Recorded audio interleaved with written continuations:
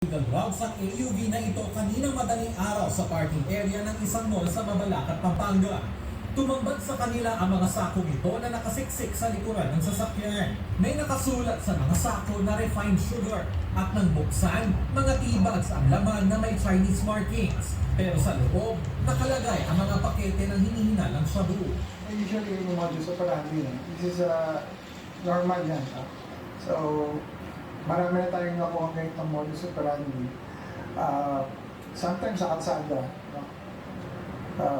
Which is very convenient. In the past, we were able to seize illegal drugs, mga abandoned vehicles sa daan. And in fact, in a recent history, may nakita ng mga taong tumatakbo na lang, pinapark na lang nila yung sasakyan nila, tapos biglang i-abandon nila in the middle of the street. Na-monitor nila ang shipment ng naturang droga noong isang araw na mula Pampanga ay dadalhin sa Caloocan. Pero hindi ito natuloy at hindi tinukoy ng informante ang lokasyon ng sasakyan. Sinabi lang na pinark doon because he was being tailed. May sumusunod doon sa kanya, the Chinese guy, yung driver nito. He felt that he was being followed. So he decided mag-park muna.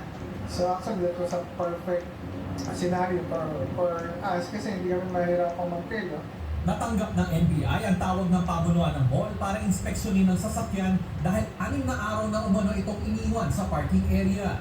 We decided that to check, to inspect the vehicle in coordination with the security personnel of the establishment.